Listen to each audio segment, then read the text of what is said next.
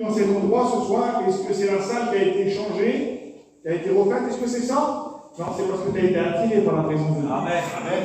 Et Dieu nous attire dans cet endroit parce que Dieu peut te parler ce soir. Gloire à Dieu. Gloire au Seigneur. Gloire au Seigneur.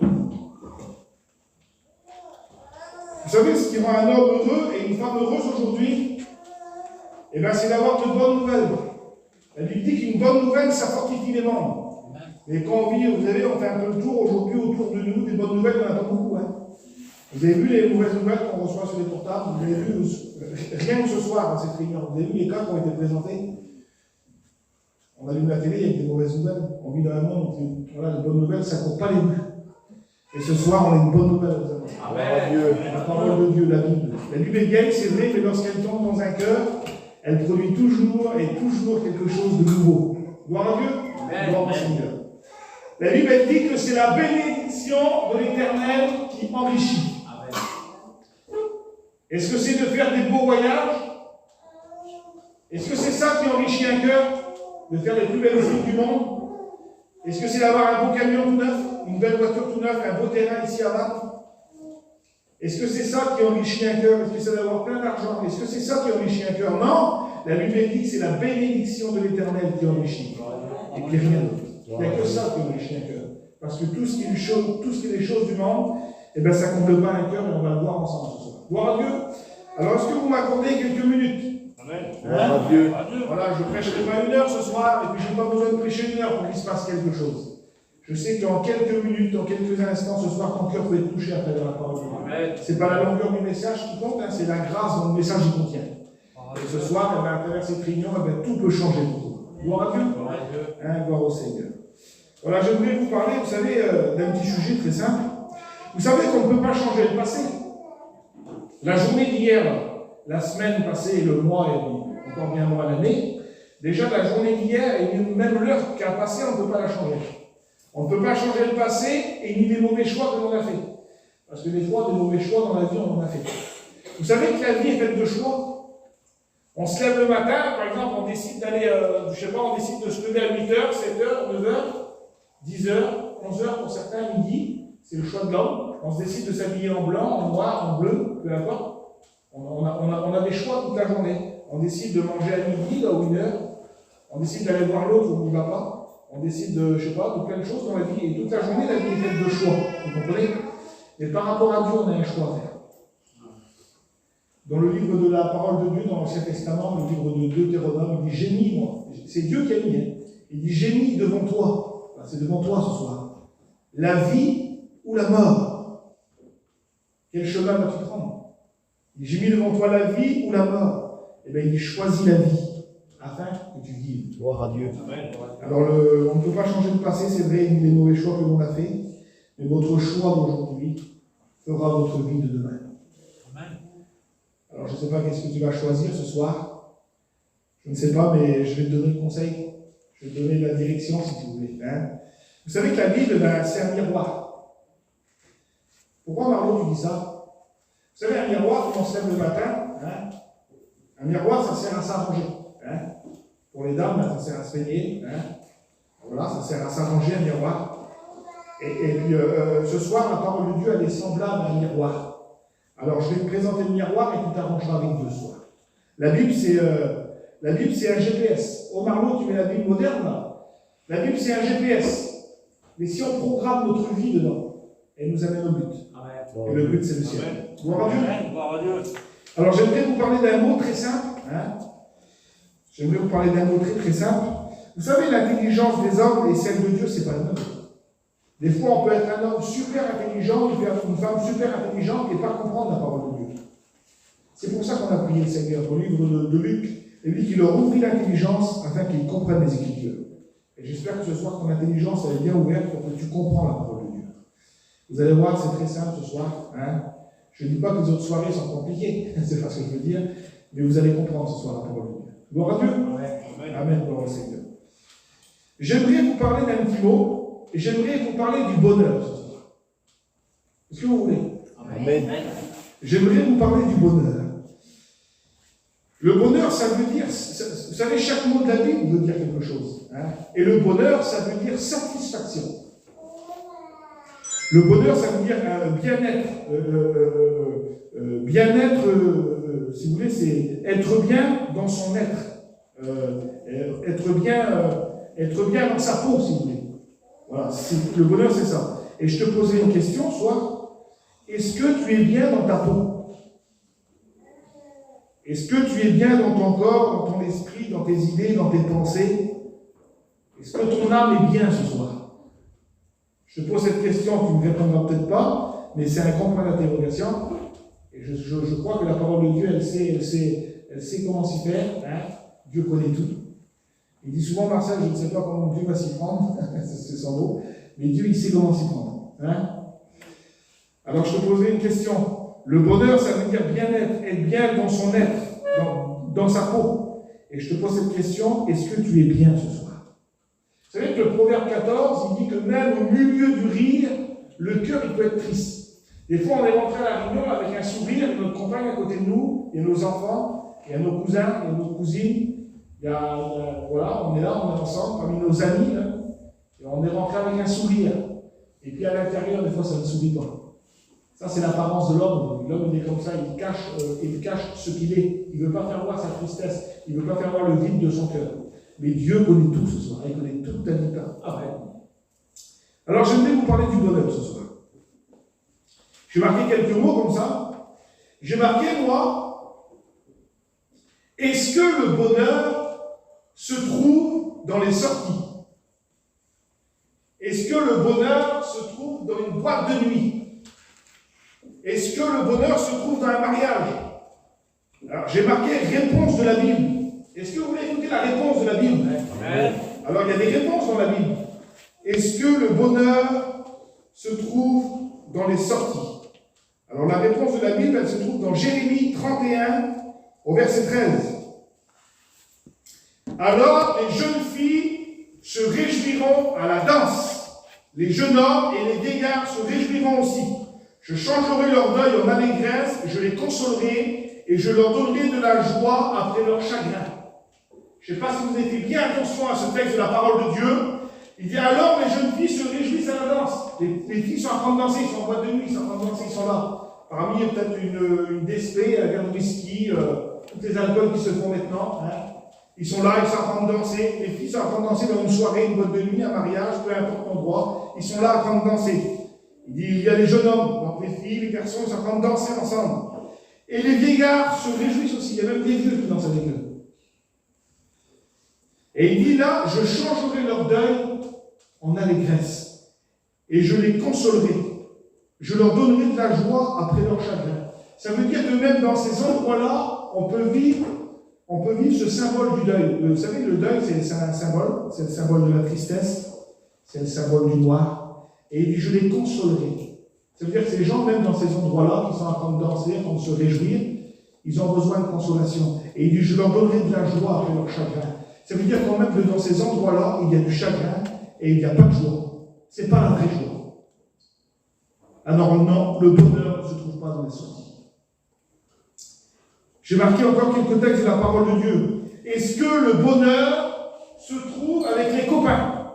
Est-ce que le bonheur se trouve avec les copines? Est-ce que le bonheur se trouve avec les amis? Réponse de la Bible. Est-ce que vous voulez l'écouter? Amen.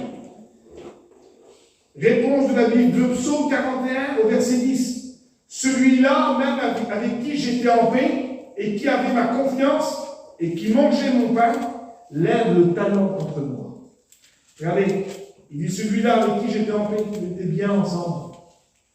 Les amis, et qui avait ma confiance. C'est pas rien qu'on a confiance à un ami. On sait qu'on va lui demander quelque chose, on sait qu'il va le faire. On sait qu'on va lui dire quelque chose, on est intime avec lui, on est intime avec elle. On sait qu'on va lui dire un secret, jamais. C'est vraiment des amis. Et bien celui-là avec qui j'étais en paix, qui mangeait mon pain, mangeait ensemble des amis, et bien il lève le talon contre moi. Ça veut dire que même des fois, d'un meilleur ami, on est déçu. On est déçu d'être copain. Mais Jésus, lui, c'est le meilleur des amis. Amen. Alors non, le bonheur ne se trouve pas avec les copains et ni avec les amis. Mais le vrai bonheur se trouve en Jésus. Amen. Il y a un vieux cantique dans notre mission qu'on chante, il dit, si tu veux le bonheur, le vrai bonheur, mais il faut faire quoi? Ben, laisse entrer Jésus-Christ dans ton cœur. Christophe Maé, il a chanté une chanson, vous la connaissez, la chanson doucement? Il est où le bonheur? Il est où? Je ne sais pas si je chante comme lui, mais il a chanté ça, lui. Eh bien, le bonheur ne se trouve pas dans le monde.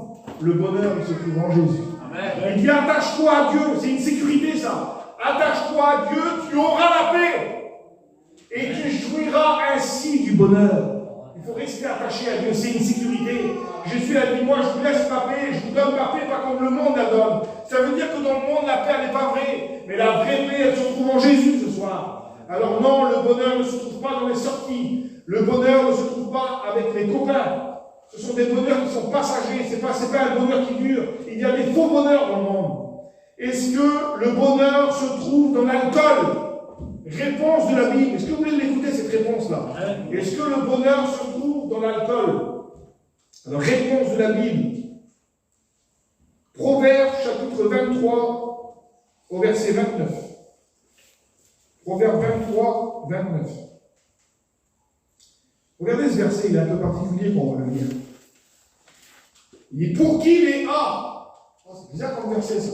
Pour qui les a? Pour qui les là? Pour qui les disputes? Pour qui les plaintes? Pour qui les blessures sans raison? Pour qui les yeux rouges? Pour ceux qui s'attardent auprès du vin. Et commence comme ça ce verset. Pour qui les a? Pour qui les là? Ça veut dire que vous avez vu quelqu'un qui a bu beaucoup? Vous avez vu leur expression? Ah! Et là! Vous voyez, ils parlent comme ça souvent de fois. Et bien, le texte de la Bible, vous savez que la parole de Dieu, c'est la vérité. Amen. Et ce qu'on trouve dans la Bible aujourd'hui, on le retrouve dans le monde, les gens ils font exactement comme ça. Pour qui les a et les là? Il dit pour qui les disputes? Vous avez vu à cause de l'alcool? Combien de disputes qu'il y a? L'homme et la femme. Combien souvent de fois il y a le foyer il est en guerre à cause de l'alcool? Des fois, il s'est chicané avec son beau-frère, il s'est chicané avec sa belle-sœur, avec les beaux-parents, avec les enfants, avec les beaux-frères, avec des gens sur la place, des disputes. Pour qui les plaintes? Combien de plaintes à cause de l'alcool? Pour qui les blessures sans raison, les batailles, les blessures sans raison? Il n'y avait pas de raison pour qu'ils se battent. C'est les garçons qui avaient été élevés ensemble, mais à cause qu'ils ont été boire ensemble au bar, ils ont été boire un coup, ils se sont soulevés, ils se sont battus. Ils se sont fait mal, ils ont pris les fusils, puis il y a eu des grosses histoires. Mais écoutez ce que dit la Bible. Pour qui les blessures sans raison? Pour qui les yeux rouges? Eh bien, c'est pour ceux qui s'attardent auprès du vin. Alors non, le bonheur ne se trouve pas dans l'alcool. Est-ce que le bonheur se trouve dans l'argent? Dans les sous? Est-ce que le bonheur se trouve là-dedans? Est-ce que le bonheur se trouve d'avoir plein de sous, d'avoir les comptes en banque qui sont pleins? Est-ce que le bonheur se trouve là, Marlo? Eh bien, il y a une réponse de la Bible. Vous voulez l'écouter? Amen. Gloire à Dieu. Alors, réponse de la Bible. Je l'ai marqué ici. Est-ce que le bonheur se trouve dans l'argent? Ecclésiaste chapitre 5 au verset 9. Celui-là, celui qui aime l'argent, n'est pas rassasié par l'argent. Ben non, le bonheur ne se trouve pas là-dedans. Vous avez vu quelqu'un qui a bien mangé, un bon manger là, et il dit, je suis rassasié. Il ne peut plus manger, quoi. Ça veut dire, il a fait le plein, quoi. Je suis rassasié, je ne peux plus. Mais celui qui aime l'argent, il n'est jamais rassasié. C'est-à-dire qu'il en veut toujours. Il est toujours à la recherche de l'argent, et même qu'il en a plein, il n'en aura jamais assez. Alors non, le bonheur ne se trouve pas dans l'argent. Par contre, écoutez ce que dit la Bible. Je marquais ça, moi. Pour qui est le bonheur, là? C'est pour qui le bonheur? Ecclésiaste chapitre 8 au verset 12. Je sais aussi que le bonheur est pour celui qui craint Dieu. Amen. Gloire à Dieu. C'est-à-dire celui qui dit oui à Jésus. J'ai marqué, moi, si tu acceptes Jésus ce soir, alors tu vivras le psaume 23. Oui, le bonheur et la grâce m'accompagnent. Et bien ce soir, le bonheur, il est tout près de toi. Le bonheur, quel bonheur d'avoir Jésus devant sa vie. Quel bonheur de le posséder. Le bonheur ne se trouve pas dans le monde, il se trouve en Jésus. Mais c'est quoi le bonheur? C'est Jésus dans une vie. C'est Jésus dans une vie. Le bonheur, c'est d'avoir le salut. Mais sans le salut, le salut, c'est Jésus-Christ. Mais sans le salut, on ne peut pas aller au ciel. Vous savez, je le dis souvent, moi, on ne va pas au ciel parce qu'on est gentil. On ne va pas au ciel parce qu'on est une bonne personne ou qu'on rend service à quelqu'un, qu'on donne un billet à quelqu'un. On ne va pas au ciel parce qu'on va à la réunion non plus. Vous comprenez? On ne va pas au ciel parce qu'on lit un texte de la Bible, on lit la Bible. On ne va pas au ciel parce qu'on fait une prière. On va au ciel parce qu'on accepte Jésus-Christ et qu'on le possède devant nos cœurs et qu'on est devenus des enfants de Dieu. Parce qu'à tous ceux qui l'ont reçu, il leur a donné un pouvoir de devenir enfants de Dieu. Et le pouvoir, ce soir, il t'est proposé à toi. Le pouvoir était proposé de devenir enfant de Dieu. Vous savez, moi j'ai 2 filles, je le dis souvent, et puis quelle réalité.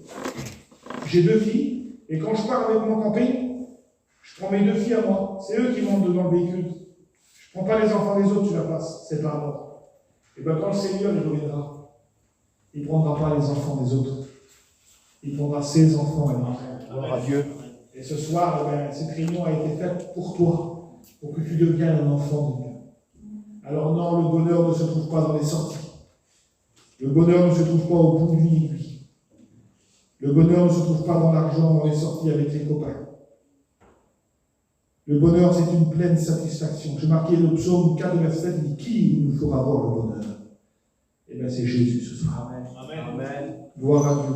C'est Gloire à Jésus. Dieu. J'aimerais vous parler d'un homme dans la parole de Dieu, vite fait comme ça, et puis j'aimerais vous faire écouter un cantique après, qui parle du bonheur. Il y a un texte dans la parole de Dieu qui se trouve dans l'évangile de Luc. Écoutez ce que dit la Bible. Il leur dit cette parabole. La terre d'un homme riche avait beaucoup rapporté. Et il raisonnait en lui-même, disant, mais que ferai-je? Je n'ai pas de place pour serrer ma récolte.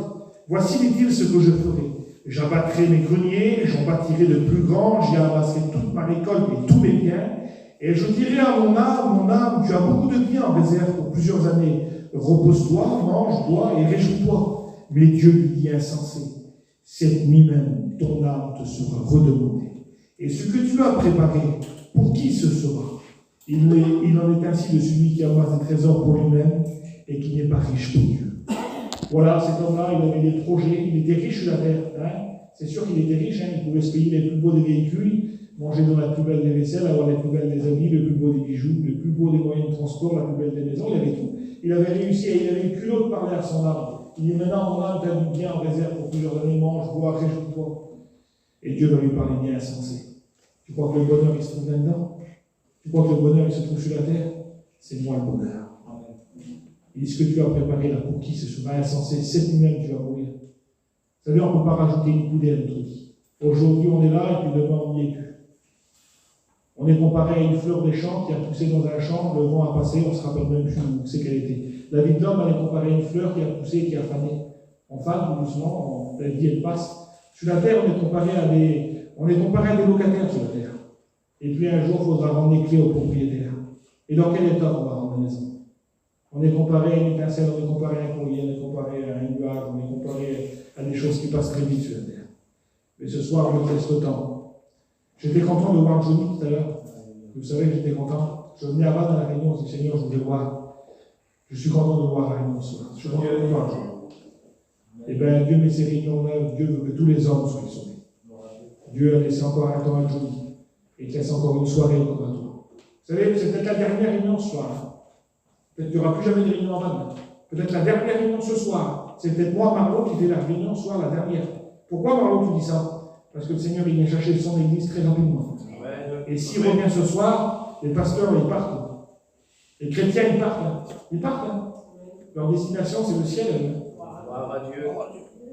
Gloire à Dieu. Et toi, s'il revient, est-ce que tu pars? Est-ce que tu possèdes le vrai bonheur ou le faux bonheur? J'aimerais qu'on complète ensemble. J'aimerais vous faire écouter un cantique.